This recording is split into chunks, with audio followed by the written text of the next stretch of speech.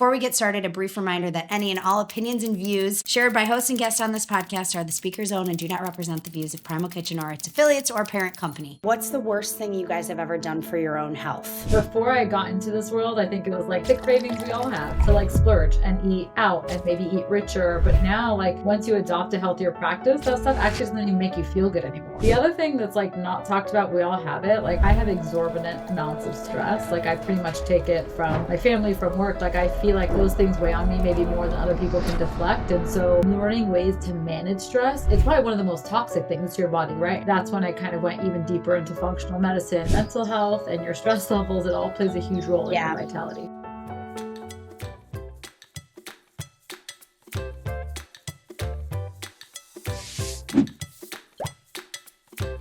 Hello, everyone. I'm Morgan, co-founder of Primal Kitchen and host of the Primal Kitchen Podcast. In this episode, we're chatting with WeNatal co-founders Ronit Menashe and Vida Delrahim. WeNatal is a prenatal supplement company intentionally designed for both men and women and aims to change the narrative surrounding fertility and pregnancy, shifting the focus from me to we. These ladies were inspired to create WeNatal from personal experience, and their goal is to help people navigate the increasingly complex and stressful world of preconception. Join us as they educate us on preconception help for both men and women and how WeNatal can help you on your journey. Before we get started, a brief reminder that any and all opinions and views shared by hosts and guests on this podcast are the speaker's own and do not represent the view of Primal Kitchen or its affiliates or parent company. Hello, ladies. How are you? Hello, we're good. It's so nice to be here. So nice to talk to you. Yeah, I'm pumped. Everyone who listens to this, I feel like knows, but I'm a mom of 3 boys, so this is like a subject near and dear to my heart. I have been exclusively breastfeeding or pregnant for like 5.5 years. I have a 14-month-old and I'm ready to be moving on past the breastfeeding and pregnant phase of my life. But so anyway, I'm very familiar with the space you're in. So give me the lowdown. How did you guys meet? How'd you found this company? What's the story? Yeah, it's a fun one. We met 15 years ago in our corporate career at Nike.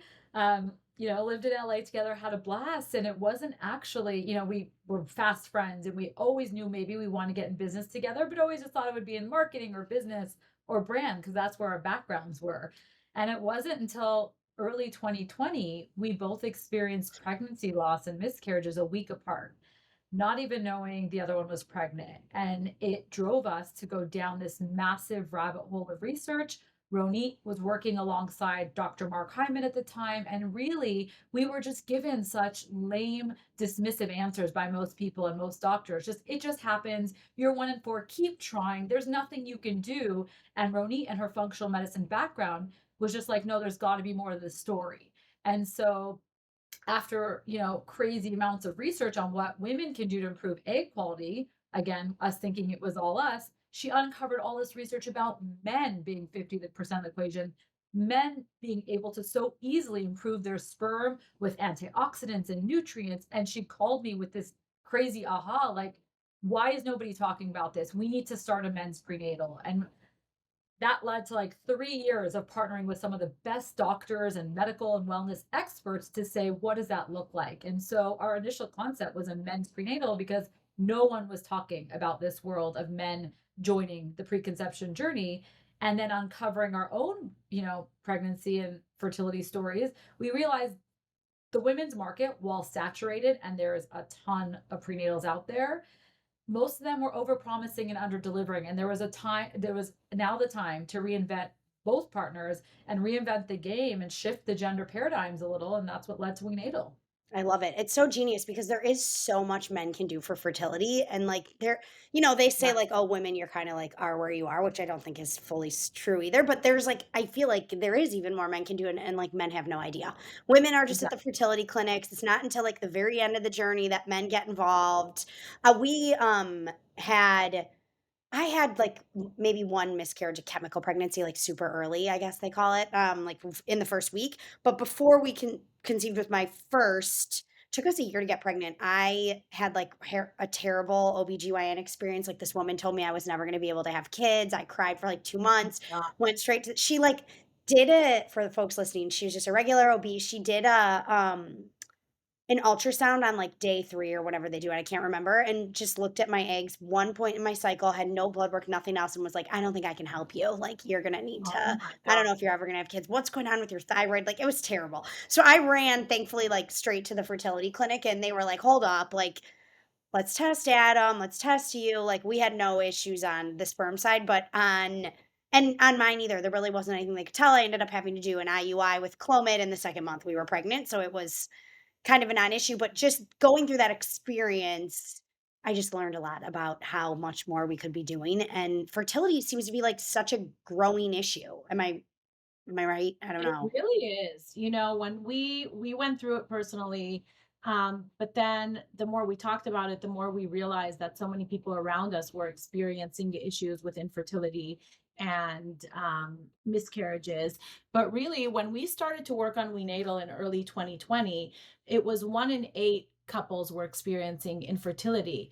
In April of this year, the World Health Organization released information saying that 1 in 6 couples are suffering from infertility, and that this issue doesn't discriminate. No matter where you are globally, low income, high income, 1 in 6 people will experience infertility. As far as miscarriages go, 1 in 4, and that number increases, 1 in 4 pregnancies. So about 10% of women will experience a miscarriage throughout her life. And then, going back to this issue of sperm and men being obviously 50% of the equation. And by the way, when we tell people it's 50% of the equation, 50% of miscarriages, they're like, oh my God, of course. Like how have we never thought of that? And so it completely makes sense, right? But there is a lot of articles lately coming out on this spermageddon, right? So sperm being on the decline. A man today has 50% less sperm in comparison to his grandfather. And basically, since the 70s, sperm has been declining. Sperm uh, uh, quantity has been declining by 1% each year. But since 2000, it's been declining 2.6%. So something is going on, and there's definitely a crisis that's happening. Another stat that is crazy to think about: women in their 20s today have the fertility of basically their grandmothers when they were 35. So fertility is declining both for men, both for women, but there is so much that we could do about it, right? Similar to chronic disease, where it's not a death sentence. There's so much that you could do with diet and lifestyle to improve fertility. And it's so important, because what is more evolutionary important than the ability to conceive and have babies? Yeah, for sure. Okay, I have to ask because I'm curious, but what were you doing for Mark Hyman? I did so many jobs with Mark. I started off overseeing operations for his private practice, the Ultra Wellness Center. Oh, cool. And then I worked on his brand, Hyman Digital, everything from social partnerships, podcast ads. And my last 2 big projects were his launching his last 2 books, Food What the Heck Should I Cook and Food Fix. Cool. And were such fun books to launch, and I learned so much from him and from Drew, his business Yeah, partner. we know them. He was invested in Primal Kitchen, so we're like brand friends with him, and I know Drew well. Anyway, and I don't know him well, but I know him, so very cool. And I'm sure the listeners know Dr. Mark Hyman, so I'm sure I wasn't the only one who had that question. Okay, so you guys both experiencing these miscarriages, and then what do you change personally in your own lives for the next go around? Oh, well, we basically, as Vida mentioned, we had access to all of these amazing functional medicine doctors and dietitians because of my relationship with Dr. Hyman.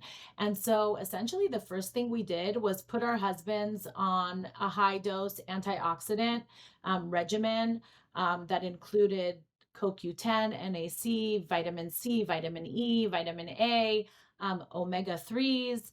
And we had to piece these together from supplements. There was not like just Yeah. one thing, right? So our amazing husbands took, like, I don't know, 12 pills of like this concoction that we created for them. And on our end, I don't know if you did anything like with your thyroid more? I did.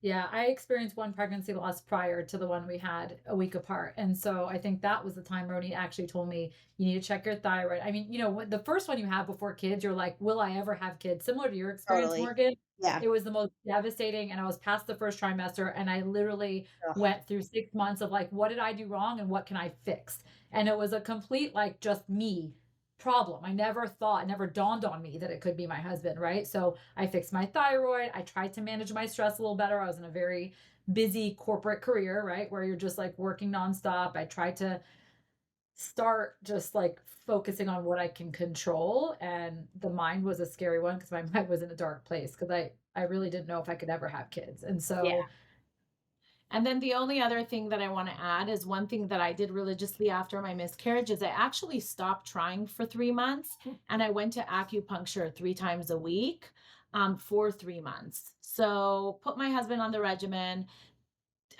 we kind of upped our supplement game as well, and then did the acupuncture for 3 months. And then I have the funniest story about how I got pregnant again.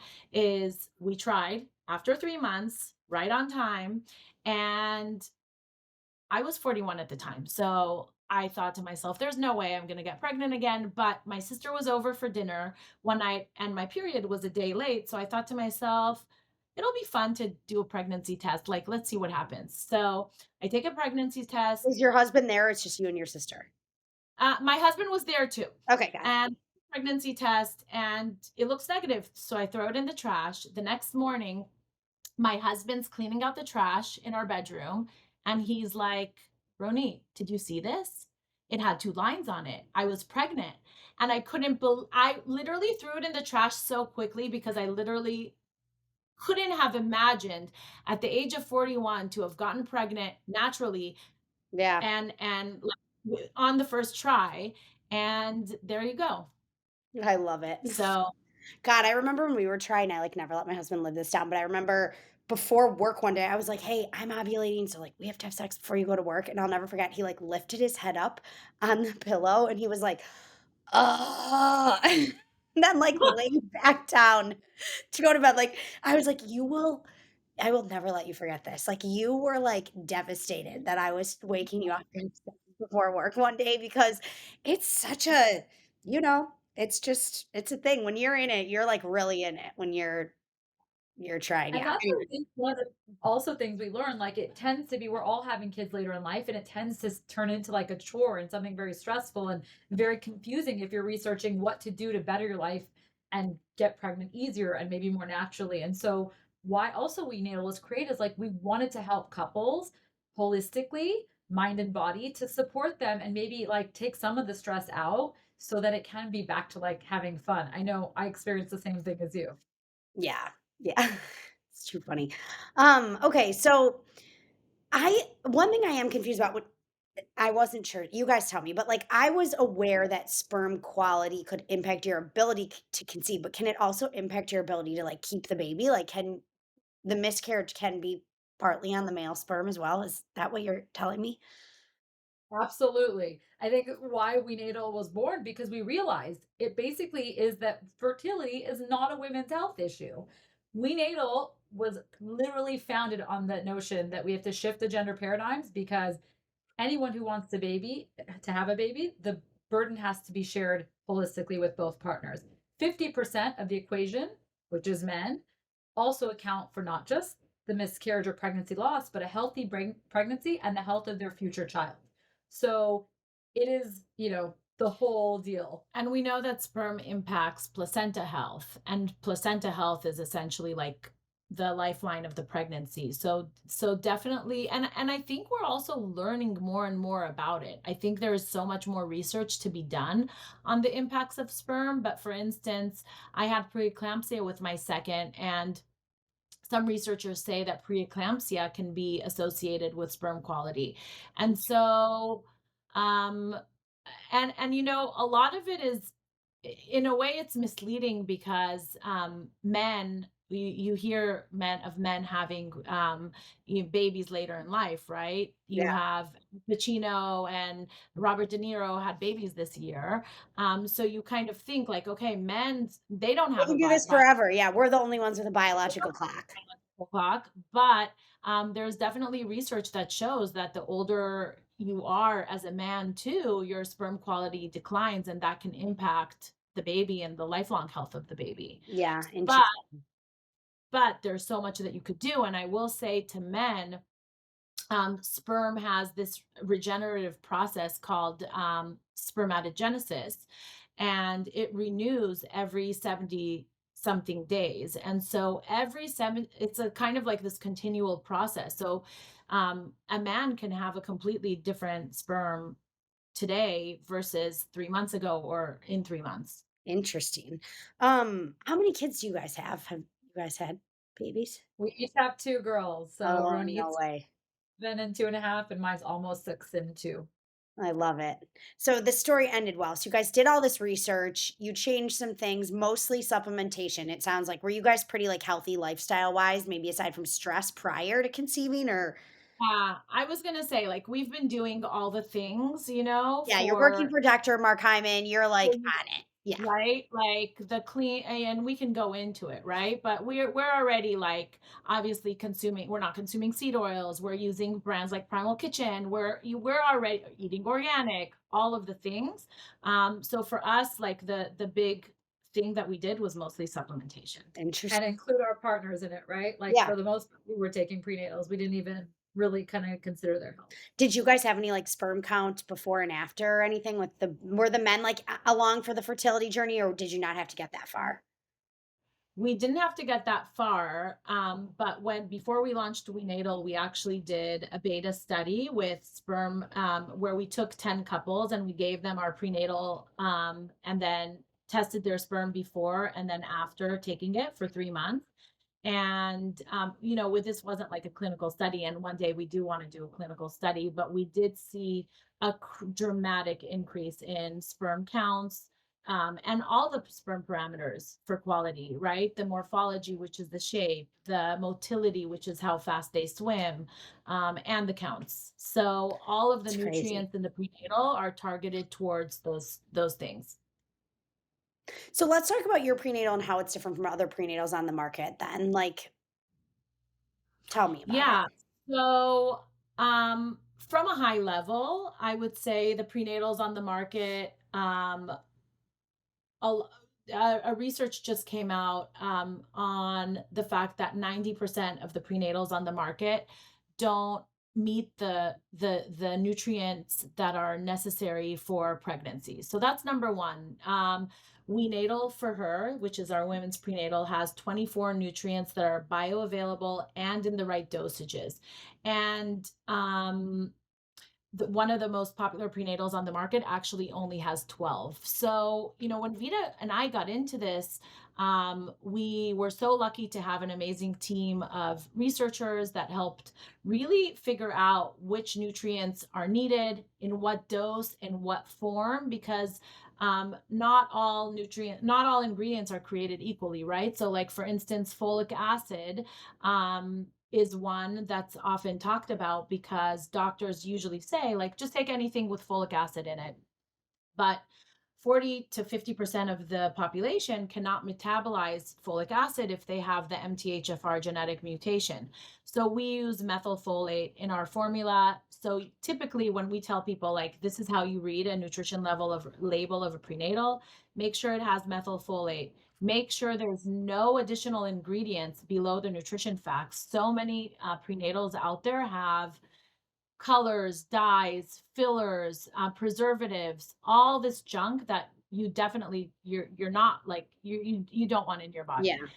body. And then it's looking at the dosages. It's making sure that your prenatal is third party tested and validated. So what that is that's an outside agency that looks at your label claims and make sure that if you're saying you're giving them 400 milligrams of choline, that's what they're getting. It looks at heavy metals. It looks at toxins, bacteria. So very important to make sure that that standard is out there.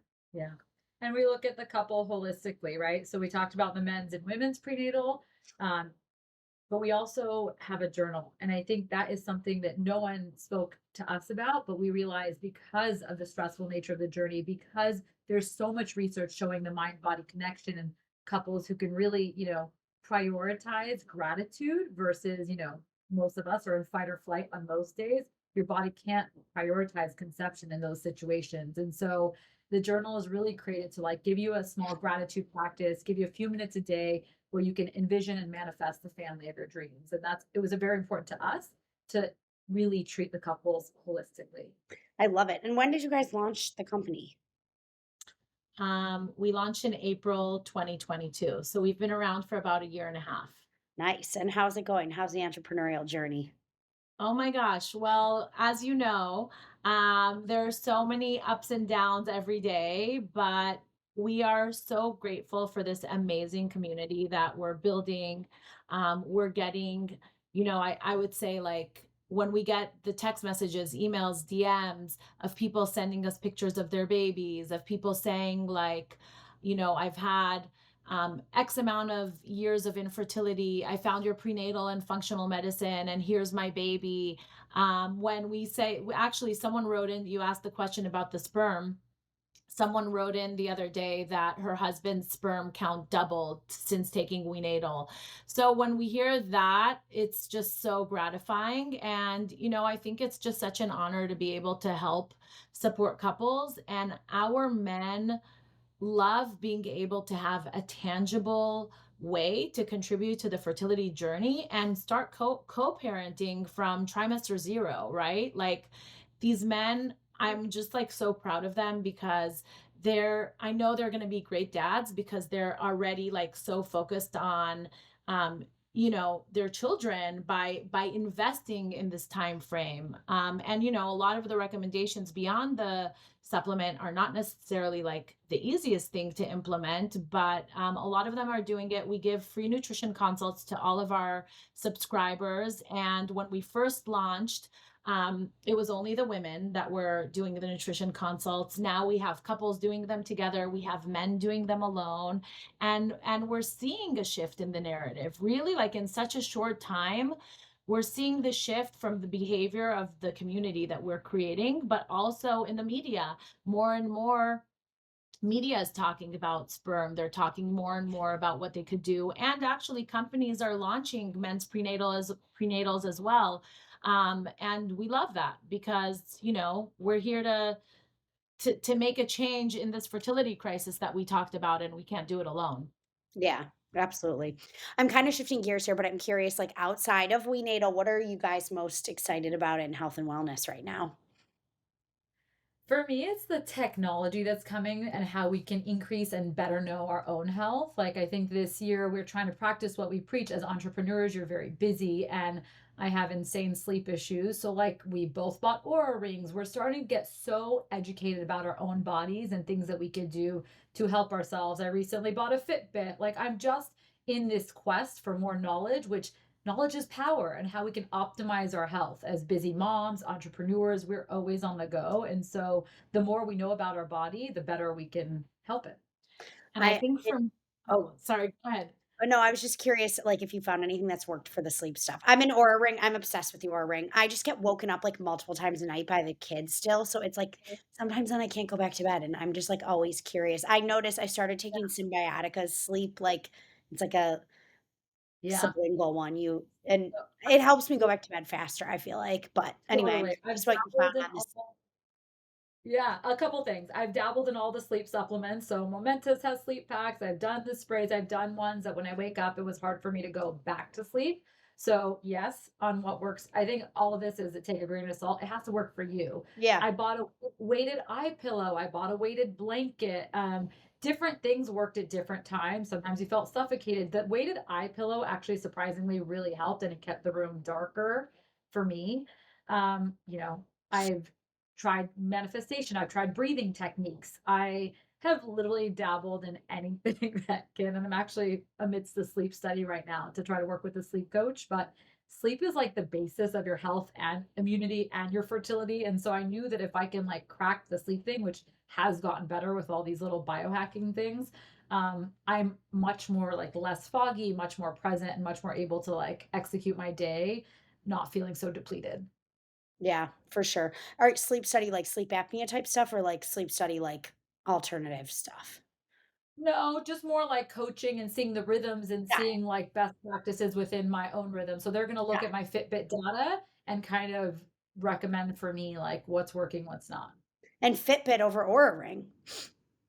I do both. Okay, But Fit also has incredible sleep features, which I didn't know. And then Ronit and I are trying to do a little step challenge. We're trying to get our I love movement in throughout the day. So we sit a lot on Zooms and meetings. And so again, being active and like remembering to do these things is huge. I love it. Thank you, Vida. Okay, Ronit, tell me.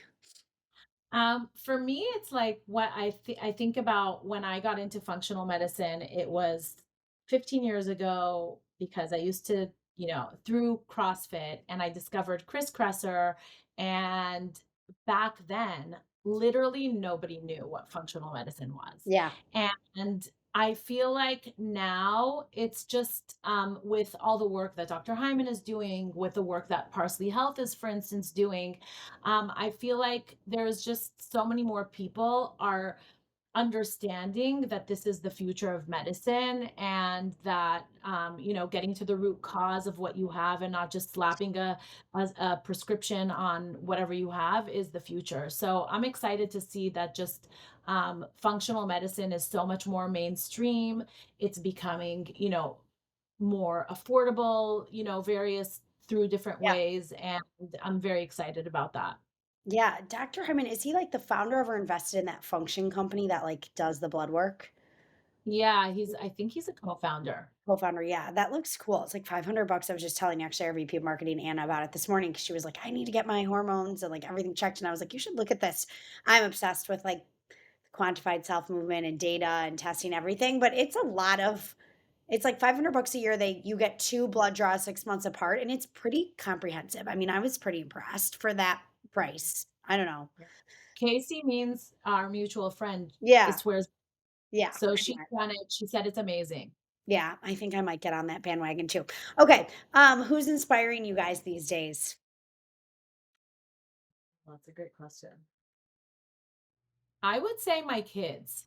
I'd say kids are just so amazingly present, and they're just like so in the moment and so innately happy, and they play and they have fun. And so I think my kids um are just every and I too am woken up like a million times a night. It's just like their just sweetness just reminds you like what's important in life, and kind of takes you away from like the day to day and the craziness, and just like reminds me to be more present, more focused, prioritize having fun, prioritize enjoying life and play.